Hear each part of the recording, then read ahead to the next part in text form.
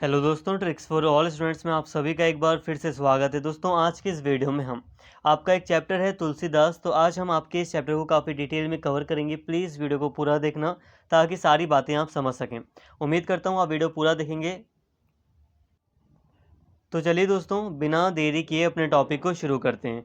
तुलसीदास राम काव्य परंपरा के आधार स्तंभ हैं। वाल्मीकि के बाद रामकथा पर अधिकार पूर्वक लिखने वाले कवियों में तुलसीदास जो हैं वो सर्वप्रथम हैं। उनका काव्य अनेक नूतन नई उद्भावनाओं से युक्त है। अन्य भक्त कवियों की तरह तरह से तुलसीदास के जन्म के विषय में भी विद्वानों में मतैक्य यानी कि मतभेद है। फिर भी अधिकतर विद्वान संभवतः 1589 को तुलसी जी की जन्म तिथि के रूप में स्वीकार करते हैं। देखिए दोस्तों, अगर हम बात करें तुलसीदास जी के बारे में, तो तुलसीदास जी वो व्यक्ति, वो विद्वान रहे हैं, वो कवि रहे हैं जिन्होंने रामचरितमानस की रचना की थी। देखो, हम इतना जानते हैं कि जो वाल्मीकि थे उन्होंने राम कथा को लिखा था, यानी कि रामायण को लिखा था। लेकिन वाल्मीकि के बाद अगर हम बात करते हैं कि किस व्यक्ति ने, किस कवि ने राम जी के बारे में लिखा, तो वो थे तुलसीदास जी। सबसे पहले राम वाल्मीकि के बाद तुलसीदास जी ही सबसे प्रमुख थे जिन्होंने राम जी के ऊपर कई सारी बातें लिखी। जो इनका जो काव्य था, इसमें कई सारी नई भावनाओं को व्यक्त किया गया। तुलसीदास जी के अगर हम जन्म की बात करें, तो इनके जन्म के बारे में भी विद्वान एक मत नहीं हैं। विद्वानों के बीच में कई सारे मतभेद हैं, लेकिन फिर भी अधिकतर जो विद्वान हैं वो मानते हैं कि लगभग 1589 को 1589 को तुलसी जी का जन्म हुआ था। मतलब इस डेट को इनकी जन्म तिथि के रूप में स्वीकार किया जाता है। अलग अलग आधारों पर विद्वानों ने तुलसीदास के दो जन्म स्थानों की बात कही है। कुछ विद्वान सोरों को उनका जन्म स्थान मानते हैं, तो कुछ विद्वान राजापुर को उनका जन्म स्थान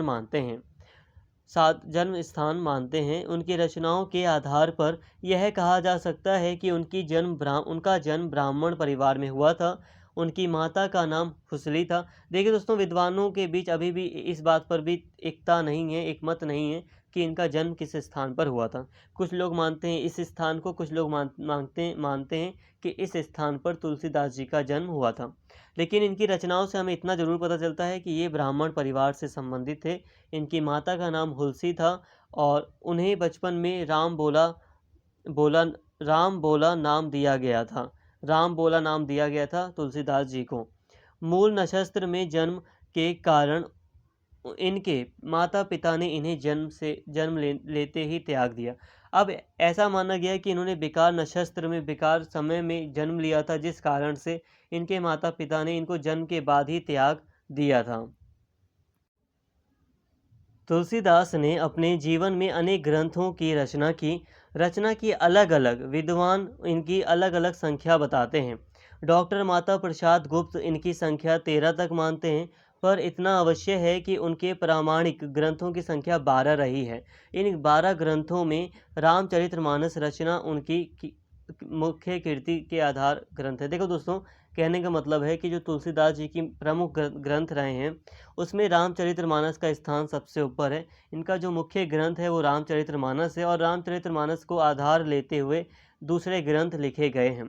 अगर इनके ग्रंथों की संख्या की बात करें, तो अलग अलग विद्वानों ने अलग अलग संख्या बताई है, लेकिन फिर भी जो मुख्य, जो प्रामाणिक ग्रंथ रहे हैं, जो मतलब सही से हमें लगते हैं कि तुलसीदास जी के ग्रंथ हैं, तो उनकी संख्या 12 मानी जाती है। इस ग्रंथ का मतलब यहाँ पर है रामचरितमानस में। जहाँ एक और तुलसी के भक्ति भाव की उत्कृष्टता मिलती है, वहीं दूसरी ओर कवित्व की अपूर्व शक्ति भी उपलब्ध होती है। भक्ति और काव्य का ऐसा मणिकांचन योग और कहीं नहीं मिल पाना कठिन है। रामचरितमानस ग्रंथ की रचना सन 1661, संवत भी कहते हैं, सन भी कहते हैं, तो सन 1661 में, सॉरी 31 में, सन 1631 में की गई है। दोस्तों, ये जो रामचरितमानस इनका जो ग्रंथ रहा है तुलसीदास जी का, इसमें हमें भक्ति भाव भी देखने को मिलता है। साथ में जो कवित्व की भावना है, जो काव्य रचना की जो शैली है, वो काफ़ी अच्छे से हमें दिखाई देती है। तो भक्ति और काव्य दोनों ही हमें चीज़ें इस ग्रंथ में दिखाई देते हैं। इस ग्रंथ में राम कथा का विस्तृत वर्णन किया गया है, विस्तार से राम कथा को बताया गया है।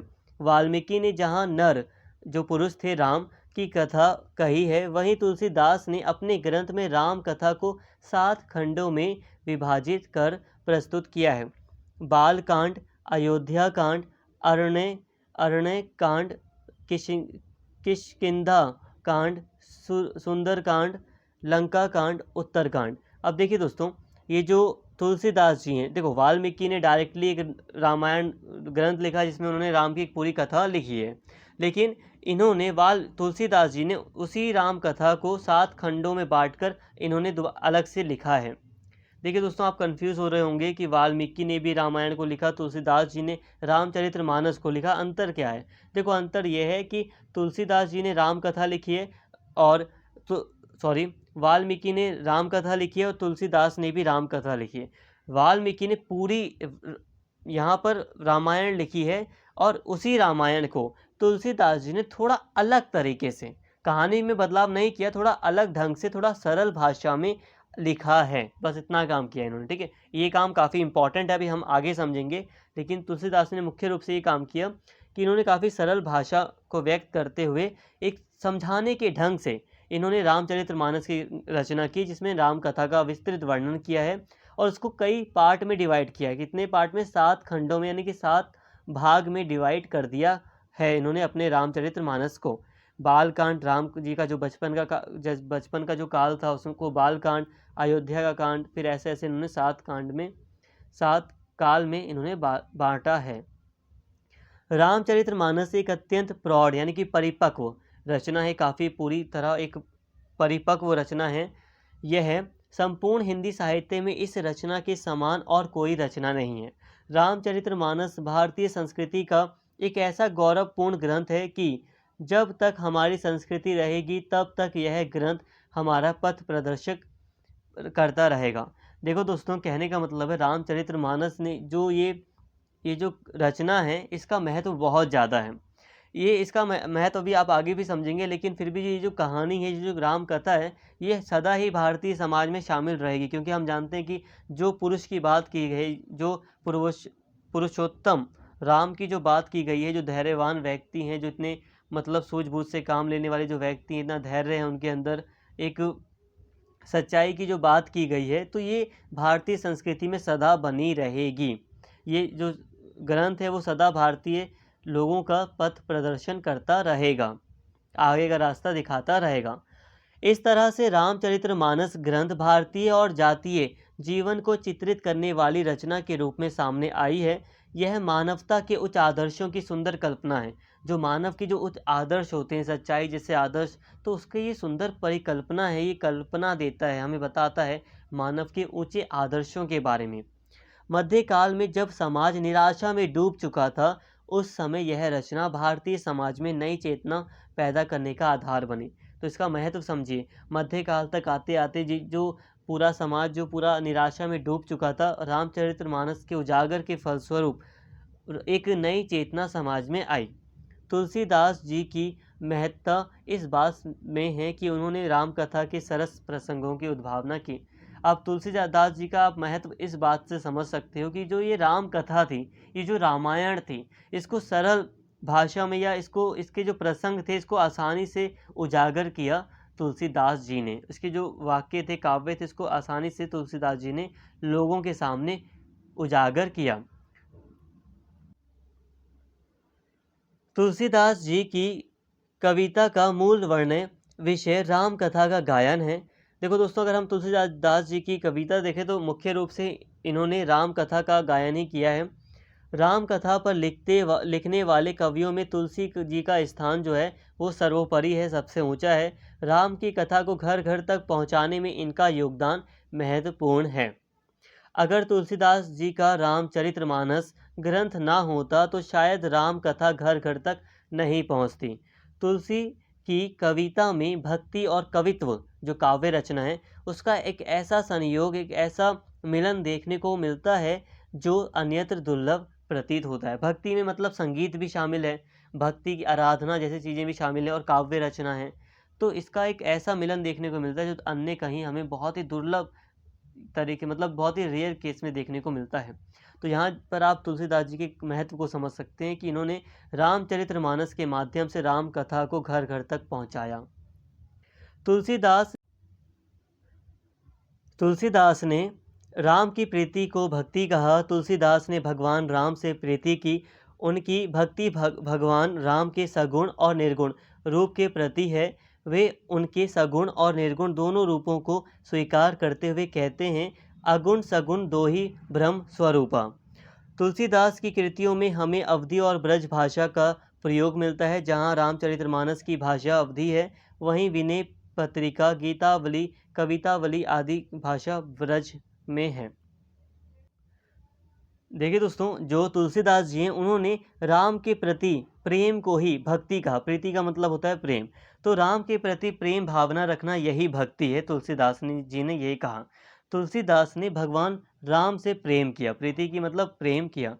यहाँ पर एक बात यहाँ पे आप ध्यान दो, सगुण और निर्गुण शब्द आया है। तो तुलसीदास जी ने कहा, तुलसीदास ने माना कि राम के सगुण और निर्गुण दोनों ही रूप हैं। सगुण का मतलब होता है, जो लोग मानते हैं कि हमें बस मूर्ति पूजा करनी चाहिए, बहुत लोग मानते हैं कि भगवान का कोई आकार नहीं होता, तो वो कहते हैं निर्गुण भक्ति।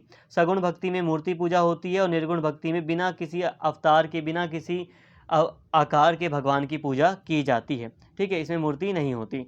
लेकिन यहाँ पर राम जी के दोनों ही रूपों को माना है तुलसीदास जी ने। इन्होंने कहा सगुण और निर्गुण दोनों ही चीज़ें हैं।